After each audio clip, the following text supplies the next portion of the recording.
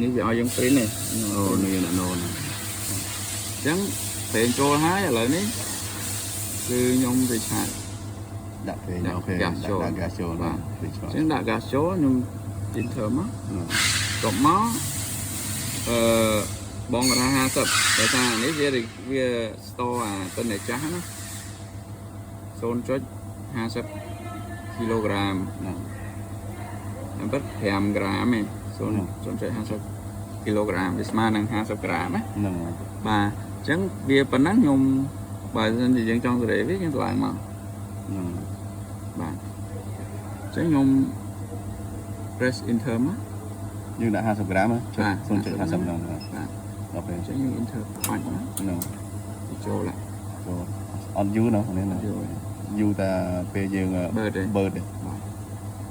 បើចោលចេញហ្នឹងយើងនឹងធំច្រើនបុកទៅលឿនហើយអានោះឡើងចំណិចវាឡើងខាងលើឡើង100ហ្នឹងហើយតែចេះឡើង100ច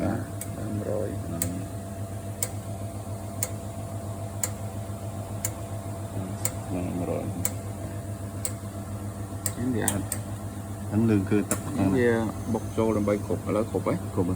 អស់ហើយcomplete ចឹងវិញហ្គាសយើងគ្រប់ដូចដើមវិញបាទដូចដើមវិញណាចឹងនេះកម្មភាពវាបាក់ហើយnữa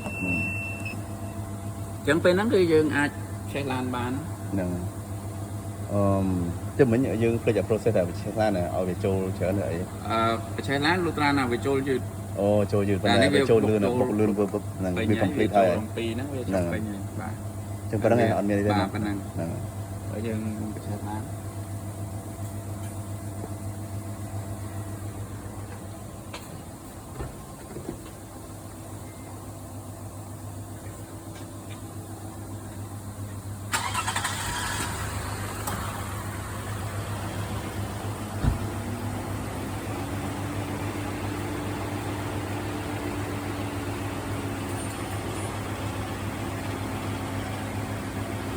តែមិន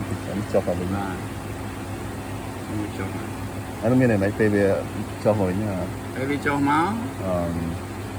អានេះឡើងបងឃើញនេះវាលើ150មុនវានៅត្រឹម150និយាយថាហ្គាសយើងមានតិចហ្នឹងដល់វាឡើងមកវិញអញ្ចឹងវាដើរនឹងចន្លោះ150មក250ហ្នឹងអញ្ចឹងនេះគឺចន្លោះ20មក30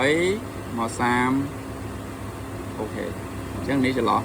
150មក250ឬក៏200ទៅតាមហ្នឹងតែមកលើកនេះទៀត over speed over pressure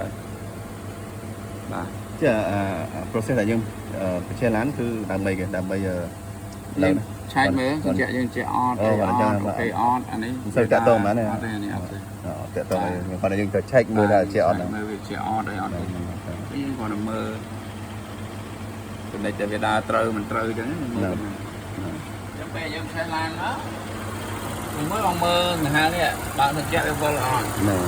បាទដង្ហើមនេះអានេះវាមានដង្ហើម2បាទបើជែកវាវល់អត់វាវល់អូខេបាទឃើញទេខ្ញុំអត់វល់អត់វល់ដោយសារតែសីតុណ្ហភាពទឹកវាត្រជាក់ណាវាក្តៅវានឹងវល់តូនតិចក៏យើងបានត្រជាក់ក៏វាវល់ដែរគឺនេះវាយកឲ្យយើងស្ទាបមកក្តៅអូជានៅក្តៅហើយlow pressure នេះហើយ pressure បាទអញ្ចឹងអានេះជានេះក្តៅហើយ extension តើ extension បានហ្នឹងនេះវាចេញពីហើយទៅបានហើយបើចូលដល់នេះវាចូលឡើងនេះ